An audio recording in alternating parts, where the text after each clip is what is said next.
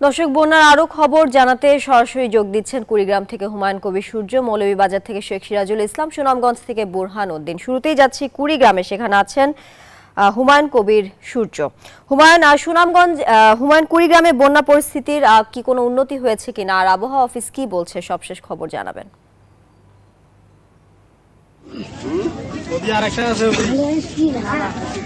জি তানিয়া হারুন, আপনি যেটা বলেছিলেন, ধরলা এবং তিস্তা নদীর পানি আরও 3 সেন্টিমিটার করে বৃদ্ধি পেয়েছে। তিস্তা নদীর পানি 16 সেন্টিমিটার থেকে এখন 19 সেন্টিমিটার এবং ধরলা নদীর পানি 23 সেন্টিমিটার থেকে এখন 26 সেন্টিমিটার উপর দিয়ে প্রবাহিত হচ্ছে।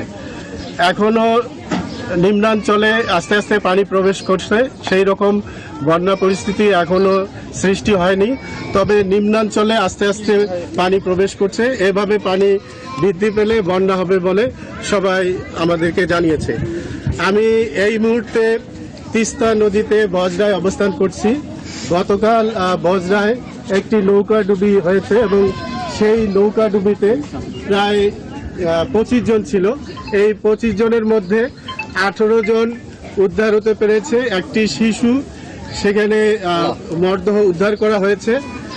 এখন পর্যন্ত আত্মীয় স্বজনরা দাবি করছে যে একই পরিবারের 4 জন সহ আরও 2 জন, মোট 6 জন এখনো নিখোঁজ রয়েছে। এই নিখোঁজদের উদ্ধারে রংপুর থেকে ডুবুরির দল এসেছে এবং কুড়িগ্রামের সিনিয়র স্টেশন মাস্টার আমাকে জানিয়েছেন যে উদ্ধার কার্যক্রম চলছে, এটা চলতেই থাকবে। এই ছিল আমার কাছে। এখন আমি যাচ্ছি মৌলভীবাজারে সিরাজের কাছে। ধন্যবাদ। আমি এখন দাঁড়িয়ে আছি মৌলভীবাজার জেলা কুলাউড়া পৌর শহরের একটি এলাকায়। আপনারা দেখতে পাচ্ছেন যে বন্যায় কি অবস্থার সৃষ্টি হয়েছে।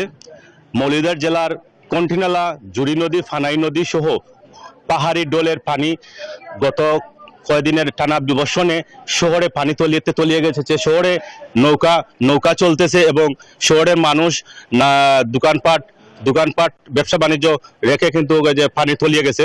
তো আমরা এখন কুলাউড়া শহরে আমি অবস্থান করছি। আমি এখানের কজন ভুক্তভোগীর সাথে, পানিবন্দী ব্যবসায়ীর সাথে আমি কথা বলবো, তারা অবশ্যই জানিয়ে দেবেন। ধন্যবাদ। আমাদের অতিবর্ষণের কারণে যে বন্যার সৃষ্টি হয়েছে, এই বন্যার কারণে শত শত মানুষ আজকে পানির নিচে। আপনি যে রোডে দাঁড়িয়ে আছেন এটা কুলাউড়া উপজেলা রোড এবং ইতিমধ্যে আপনি দেখতে পাচ্ছেন যে আপনার পার্শ্ববর্তী যে বাদশাগঞ্জ বাজার সেটা পানির নিচে তলিয়ে গেছে। অনেক ব্যবসায়ীরা ক্ষতিগ্রস্ত হচ্ছেন। আমরা অবিলম্বে কুলাউড়াকে বন্যা দুর্গত এলাকা ঘোষণা করার দাবি জানাচ্ছি। আমি এবারে আরেকজন ব্যবসায়ী সমিতির সভাপতি, ওনার সাথে কথা বলবো, উনি জানিয়ে দেবেন শহরের কি অবস্থা। ধন্যবাদ। আসলে আপনারা যেটা সরাসরি প্রত্যক্ষ করছেন, এটা হলো কুলাউড়ার প্রাণকেন্দ্র উপজেলা পরিষদ রোড। যেটা এই উপজেলা পরিষদ রোডে আপনার নৌকা চলাচল করতেছে, ভ্যান গাড়ির, নৌকা এবং পায়ে হেঁটে ছাড়া কোনো ব্যবস্থা নেই। এবং এই শহরের অন্যান্য ইউনিয়নগুলো তো রয়েছেই ক্ষতিগ্রস্ত, কিন্তু খুদ পৌর শহরের এই উপজেলা রোড ধরে, টিটিসি এরিয়া ধরে, মাগুরা ধরে একটি বিশাল অঞ্চল আজকে পানিতে নিমজ্জিত। আমরা বুঝতে পারছি পানি নামবে। ধন্যবাদ। আমি এবারে মৌলভীবাজার জেলার বিশেষ করে কুশিয়ারা এবং দোলাই নদী বিপদসীমার উপর দিয়ে প্রবাহিত হচ্ছে।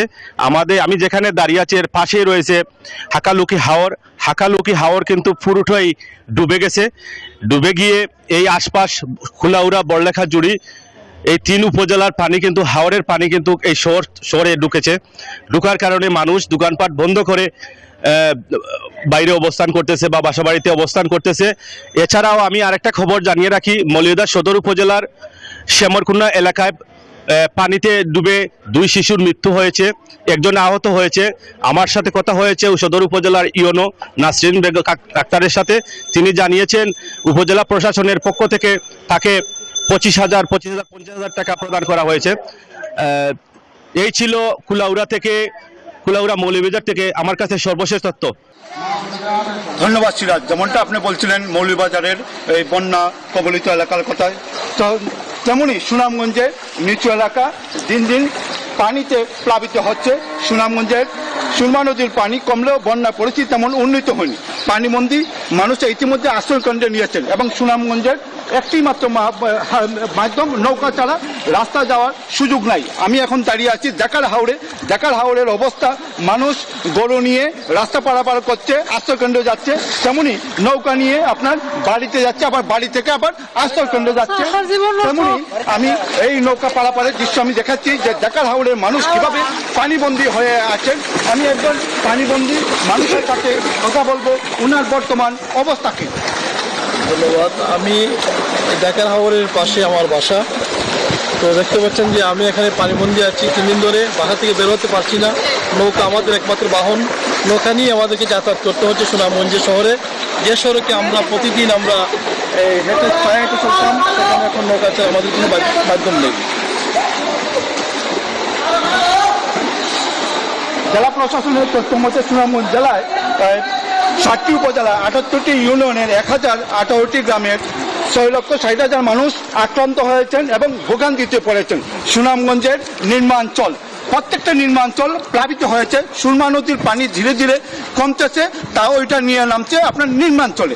তেমনি আপনার এই জাকার হাওরের এই ঘরের যে অবস্থা, তেমনি আপনার প্রত্যেকটি নিম্নাঞ্চলের একই অবস্থা। সুনামগঞ্জের সাথে জেলা শহরের 60টি উপজেলার এই যোগাযোগ বিচ্ছিন্ন। আমি এখন সর্বশেষ আমি চলে যাচ্ছি তানিয়ার কাছে। এই ছিল আমার কাছে সর্বশেষ। তানিয়া। বুরহান, আপনাকে ধন্যবাদ বন্যা পরিস্থিতির সবশেষ খবর জানানোর জন্য।